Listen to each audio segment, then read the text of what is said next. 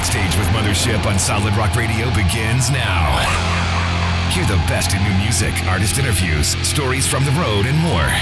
You are now backstage, and here's your host, Mothership. Hey everybody. Last week I had a call with Arthur Green, the bassist for Living Sacrifice. We went through his and the band's timeline and talked about what's happening now with the iconic metal band. Arthur Green is the bassist and background vocalist for Living Sacrifice. How you doing, man? Doing good. Doing really good. Before we start talking about what you're doing now, I want to go back because I don't know you very well. I have heard about you for years, but I have never met you except that one time when you handed me a drumstick at the Demon Hunter concert that y'all opened for them. Yeah, I think I've seen you for quite some years. Had seen your name or heard about you through the grapevine, maybe at some festivals. I don't know. Maybe so. That's cool. Well, how did you get into music? How did you get into playing instruments? Tell me a little bit about your story. I grew up in a pretty low middle-class family, not a lot of money. I knew pretty early on that I wanted to play music as something I did, when I grew up. My first talent is actually painting or drawing.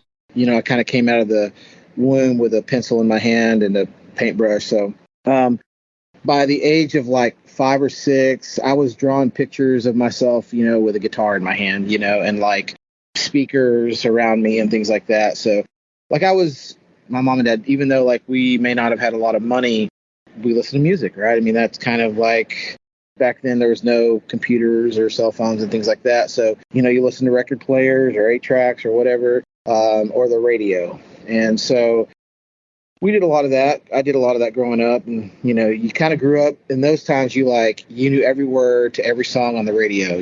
That's just what you did. So by the time I got to junior high, I believe it was, I was probably about 14. I hadn't even started playing guitar at all. I didn't play bass or anything. And these guys asked me to be in a band. They're like, hey, we have this punk band we'd love for you to be in. And, it's some guys I would skateboard with. Spent most of my time skateboarding and drawing. And they're like, hey, you want to be in a punk band? I was like, man, I don't even know how to play. And they're like, oh, man, just get a bass. We'll show you what, how to do this or whatever. So I went, and I remember my first bass was a Memphis bass. And I had a little PV amp at the time, combo amp. And my dad bought all that. It was pretty inexpensive then at 14. And so I just kind of just started plucking around on the bass and playing, punk's fairly simple for the most part. But I loved it, at 14, it's like, you're just playing, and these other guys are playing with you and there's drums, it's loud and fast, it's awesome. So I really got into a lot of punk music, especially in the underground. I would listen to a lot of Minor Threat, Dead Kennedys, Fugazi, but here in my scene, where I grew up when underground music was not a thing, and there'd be 30 or 40 kids at a little show and a hole in the wall. I was listening to bands like Rash of Beatings, Doodlebug, Cock, just things like bands that no one knew about, and so, and I remember my first concert I went to, or first show, it was in an old rundown Toys R Us. It was, I think, 2 bands, Tattered Remnants and Empty Room. And I'd never been to a show. I remember walking in thinking, man, this is killer. This is so cool. There was a bunch of kids with mohawks, and they were not just doing your normal mosh pit. It was fists in the air. And I don't know, it was just different. Punk pits, it's was pretty rough. You didn't just want to jump in there. You're going to get a black eye for sure if you got in that thing. So I remember that pretty vividly because it made a big impact on kind of how my future would be.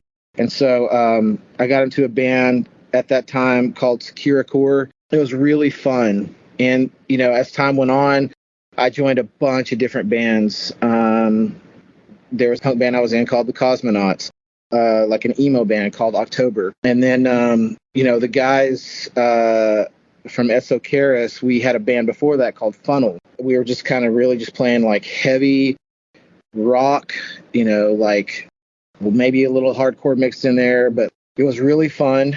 As time went on, as I got older, my ability to play obviously got better. And so, yeah, I mean, that's kind of when Esoteric kind of happened. But before that, I hadn't given my life to the Lord. I was just I was dabbling in a lot of different things like veganism, Hinduism, Hare Krishna, just a bunch of I was just checking out life, because I didn't have anything I was like grabbing onto, I guess, and I was a pretty depressed young kid growing up, and I got a lot of suicidal thoughts. That really is kind of what led me to salvation, was that I was having some pretty deep depression and suicidal thoughts one night, listening to one of my favorite bands, and I just really was done. I was done with life, and so some things happened that night, some events, and that caused me to sort of like kind of paused that whole thing that I was kind of ready to do, So that night I kind of like cried out for help. I didn't really understand what I was doing. I was just like, I'm depressed. I want to die. Here's how I'm going to do this. And then I just kind of hopped in the shower and just was like crying out, like it's almost like a movie scene to me, when I'm thinking about it. I was just like, help me, God, or something, it was like kind of under my breath. And a couple of weeks go by, and there was a friend that I grew up with. He was like a brother to me. And I hadn't seen him in a long time. And he's like, hey, man, do you want to like go to church? And I was like, I mean, not really, but like, you're my good friend. I will if you're asking me to go somewhere, I'll go with you. So I like go out to this church in the country, and it was like, it wasn't normal to me, at least, it was a pretty interesting Sunday. Like I walk into this church and there is praise and worship happening. I hadn't ever seen that, right? So there's instruments and there's it sounds good. It's really cool. And like I'm standing there in kind of a spaced out mode, like I'm in shock. I don't know what to think. Like, why am I here in the first place? And literally my testimony is one of a very miraculous moment. I had one of those like intense moments with God, and in that moment, during praise and worship, people were clapping around me, and it almost like things went inaudible. Like it was almost like everything was in background noise. And I heard the Lord speak to me, and he said to me, the time is now. And I just started crying. Like I was like, okay. It's hard to really show what that feels like to people. All you can do is like talk about it and kind of explain it. Because I didn't go up to any kind of altar call or anything. I'm an introvert. So I don't want to do that. And so I'm not trying to be up in front of a bunch of people. And so afterwards, I asked my buddy, I was like, hey, man, could you get the pastor, like pull him off into this room with me? Like, I just want to kind of explain what happened. And so I did. And kind of the rest is history from there. I just really dove into the word like every day, many, many hours a day. Like I spent the next few years just almost like I was in ministry school or something, like it was a nonstop reading of the word and just really feeding myself a lot, and so in fact, our church had like a little bench around this tree outside. It was a beautiful little area, especially when nobody's there. It just looks quiet. And this tree was massive, and it was just kind of a big shaded area. And I would just drive out there when no one was there, and I would just sit on the bench and just read, and pray and meditate. And I had no idea kind of where all this was leading me to. So, yeah, I mean, that's kind of my testimony. That's what happened there. Wow. Were you in a band during that time? I wasn't really in a band at the time, which is why I think the whole reason that I even had a lot of those thoughts was over a relationship that I was in that I felt very strongly about. And when that ended, it just really crushed me. And so when I found Jesus, like that filled everything. Like in a moment, I was healed. All the like heartache, the pain I had felt from my past, anything that my parents may have made me feel or anything. I was just healed from all of my past, and literally I was like a new person. I didn't get baptized till maybe like a year later or so because I really wanted to understand that whole concept. And at the time I hadn't been in a band yet, but not too long after that though, I had the same guy that invited me to church, who was my good buddy, was like an amazing guitar player. His name's Matt Depper. And his friend, who I was also friends with, Aaron Jackson, and then a drummer, his name was Caleb Bomar, they started a band called Bliss Root. And it was a band that was full of Christians, and I guess at the time, basically, it was a Christian band. So it was very grunge, like alternative. And we played a few little things here and there, but it wasn't anything big. But like the music was really awesome, like because those guys were like super like technical and just they knew music. They knew how to write. Can't even remember, like that might have lasted a few months or a year. I don't remember. We wrote an album, we recorded an album, and that was it. And then during that time, a lot of my other friends, like they were giving their lives to the Lord. They were all coming to church, and because like the guys from Funnel that became Esocaris, Corey, who's a singer for Norma Jean, and then Matt Putman, Jason Holmes, he was from the Handshake Murders. These guys come to church, they give their lives to the Lord, and we put a band together. At first, it was called Elliot, and then we realized that like there was already another band called Elliot, so we changed it to Esocaris. During that time, Esocaris, we had just been practicing for many, many months, nine months or so. We just really just didn't want to play any shows until we really just felt comfortable about our songs. And when we finally started playing shows, it was amazing.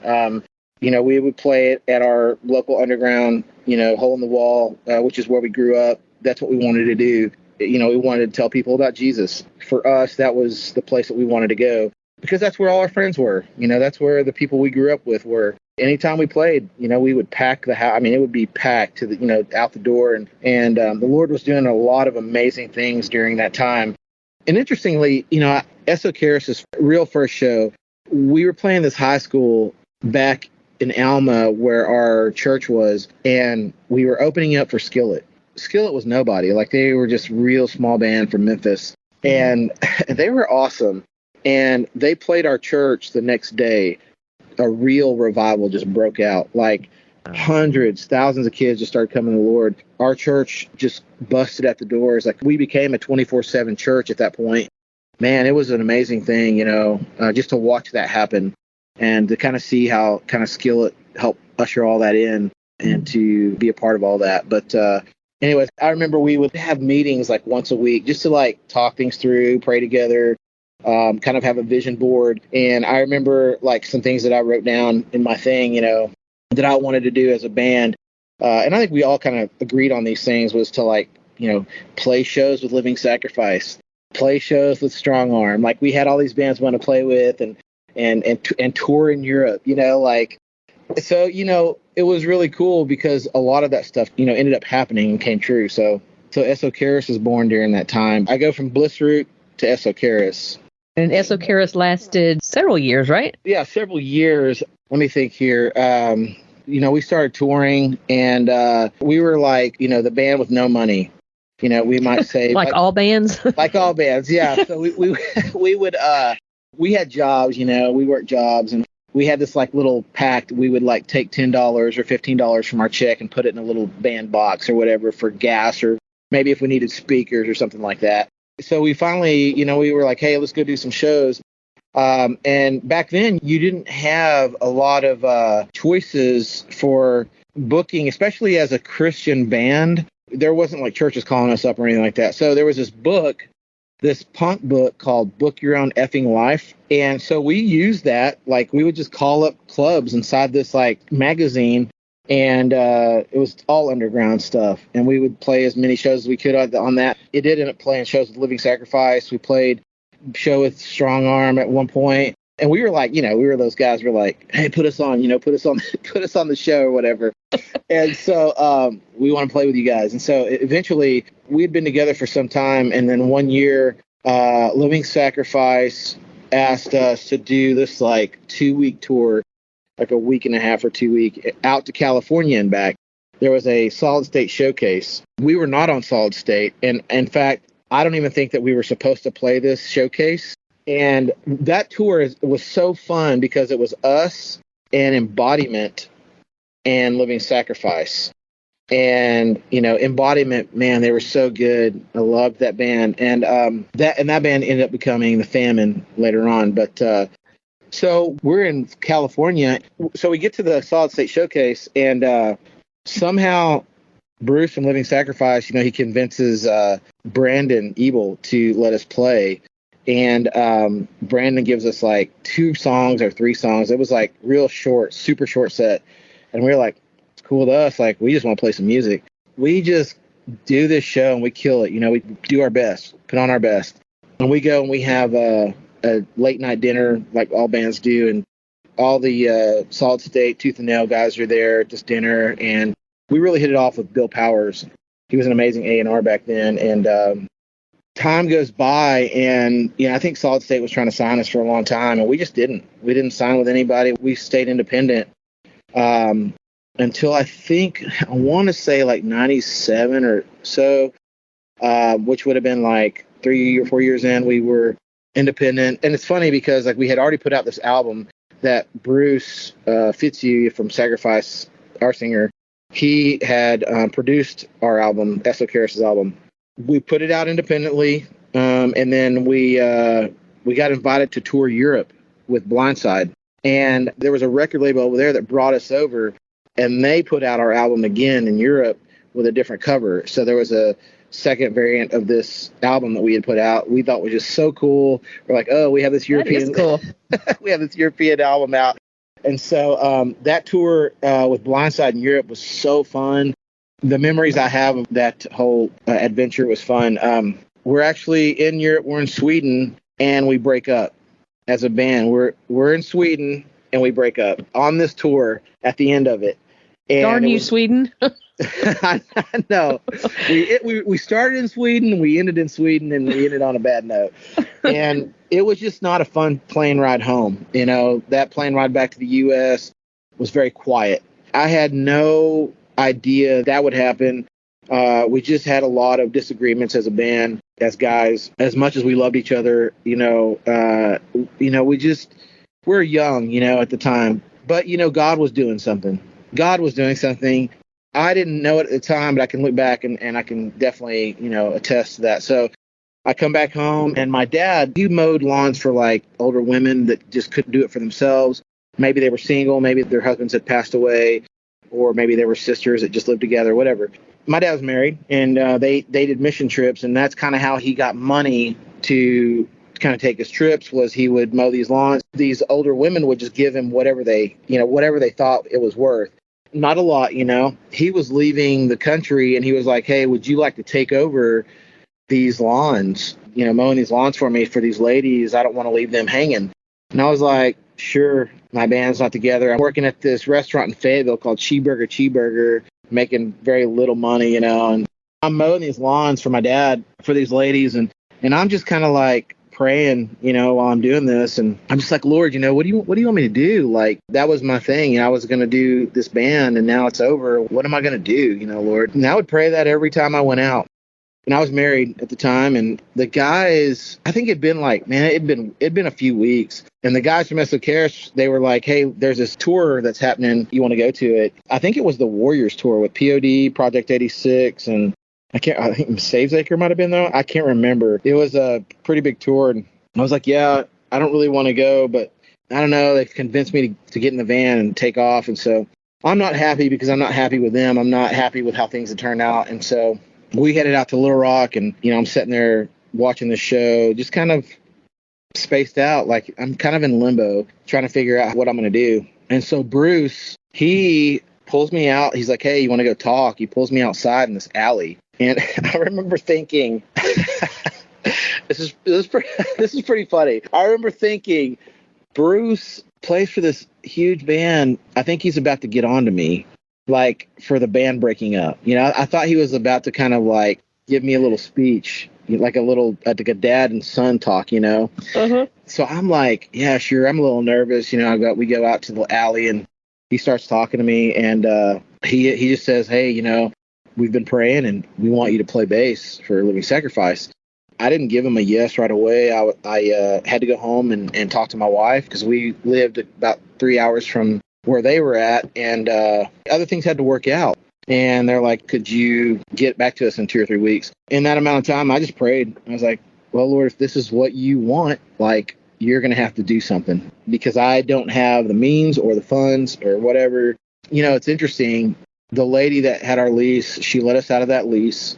My wife was like, yeah, I'll switch colleges, go to Little Rock. And This is a pretty interesting part of a story too. Like, I'm mowing these lawns, and I remember this one day specifically, and my first lawn with this lady, I finished mowing, and I go to the door, as usual, to collect whatever money she's going to give me. She hands me a wad of money. So I go to the van, and I count it, and it's like $300. And I go back to the door, and I was like, hey, I think you handed me too much money. She's like, well, I was in here praying, and I felt like this is what the Lord wanted me to give to you. I just started crying. I felt something happening.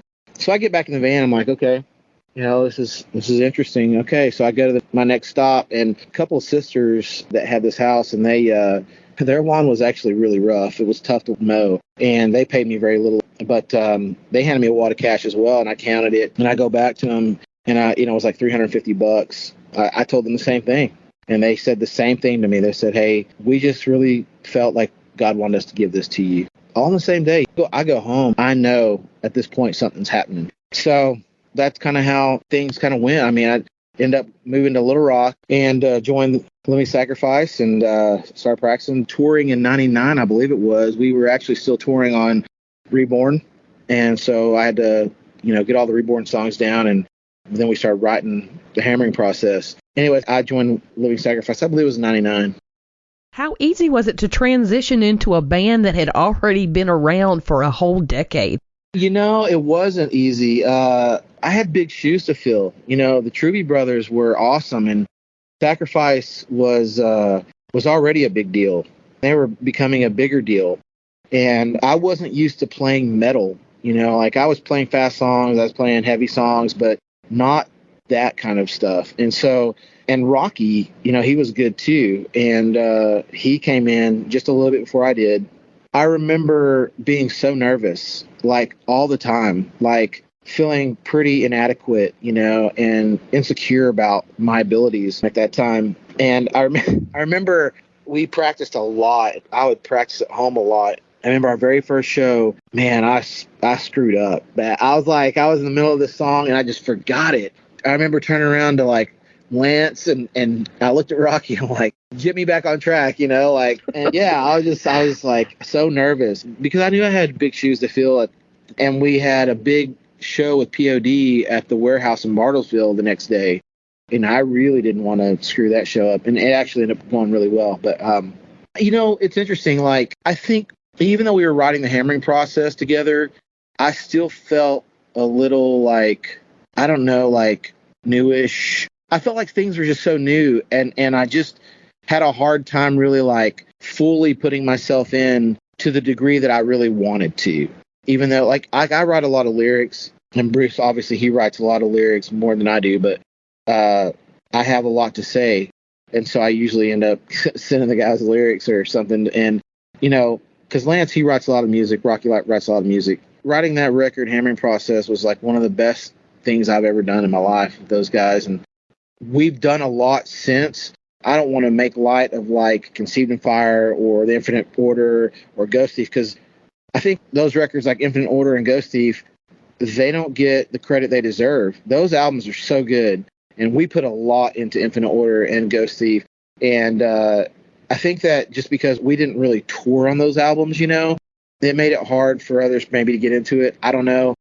When did you feel like things finally fell into place and you were at home in Living Sacrifice?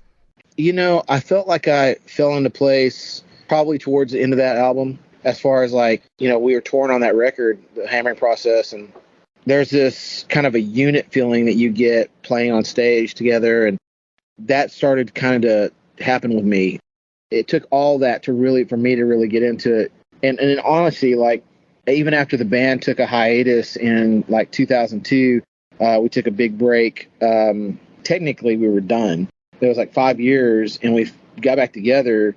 And I think that, we were writing the Infinite Order at that time, and I really felt like more in tune with the guys. I don't know what it was, but like I felt like I was like myself, if that makes any sense. Mm-hmm. In that time, I played in another band called Marca.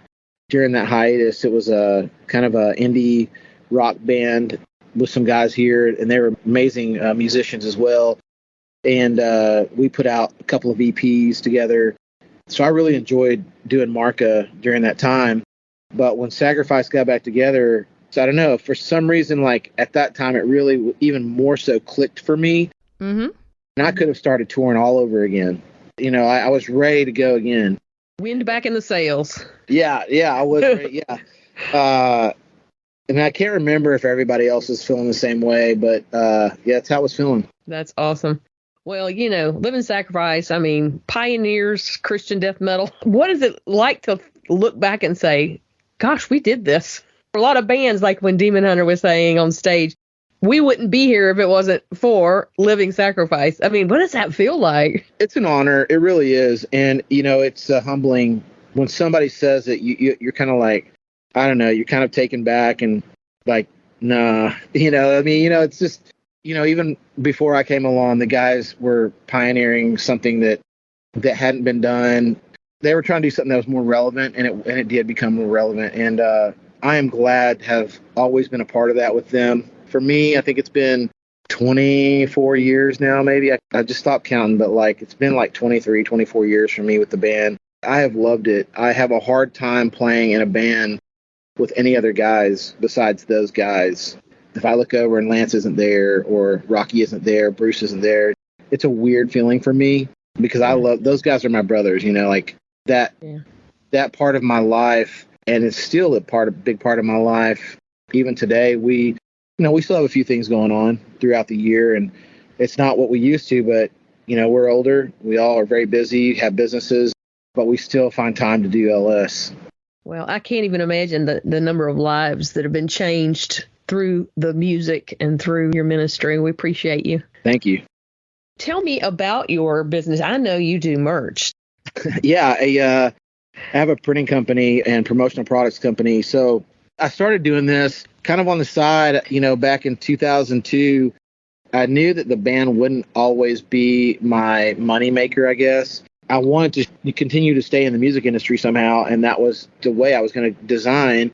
And so I started with designing, and then I kind of fell into printing, and I knew nothing about printing. I had no experience in it whatsoever, but I just went ahead and just jumped in feet first. I was like doing merch for like Pillar, Under Oath, Anne Boleyn, Evanescence. I was doing a lot of big bands at the time, bands that were up and coming, Norma Jean, and so I just went for it, and I did it. You know, I felt good about how things went. And today, you know, there was a time when MySpace sort of, I don't know, they kind of took the sail out of like bands doing things. And so a lot of people might not remember this, but there was like a time when like merch sales just kind of dropped. The whole music industry just kind of dropped for a second. So I had to like reinvent what I was doing. And so the company I created at the time was called Lucky Star Design and Media. And then I found a guy in Kansas City that I had partnered up really well with, and we ended up having a company called Bandwagon Merch. So the Bandwagon Merch part of it lasted about 7 or 8 years, and then I had to go out on my own because my partner had passed away. And so I moved back to Fort Smith, away from Little Rock, and I kept my merch business, my printing company, and kind of just started doing more like corporate stuff. I mean, I still do band stuff, like a lot of band stuff, which is what I love to do the most, like apparel lines, band stuff. But corporate, they always paid, you know. So, you know, it's like, well, you know, bands. I had a heart for bands. That was the whole thing. I wanted to like give bands a break on pricing, and I wanted to give them time to pay, and you know, I was able to do that. Well, those corporations underwrite that. Yeah. Yeah. So how can they find you today if they would like some merch? So, you know, you can go to my website, theprintcompany.co. My email is in there, and they can find me that way. Also, I'm on Facebook, Instagram under The Print Company AR. I'm busier than ever. Thank God he's really blessed my company. Like I said, I still do a lot of band merch, and I do a lot of different things, whether it comes to, you know, apparel or mugs or pencils or keychains. I do pretty much anything, but the business is good. I'm very happy about how things are going. That's awesome. Well, as we're getting ready to wrap up, I was going to ask also, what's Living Sacrifice got coming up? So we got Furnace Fest. That's coming up. That's a big deal. Always a fun thing for everybody. So we have that, and we have some things going on. You know, I mean, there is some new music in the works, but there's also some other things that we are trying to do for our fans to keep things more fun. So yeah, there's things happening, you know, besides just Furnace Fest. We have to watch the socials. That's right. You just got to keep an eye on the socials. It's great to get to know more about you. Thanks for doing this. No, thank you. Thank you very much. All right, man. Well, you have a good night. All right, you too. Thanks for talking. All right, bye-bye. All right, later. Thank you for listening. Stay tuned for more great music. And check out my blog page on the Solid Rock Radio website for my guests' social media links. If you've missed any of my past interviews, you can find them uploaded to podcast.solidrockradio.org. Have a wonderful week, and let's be kind to one another.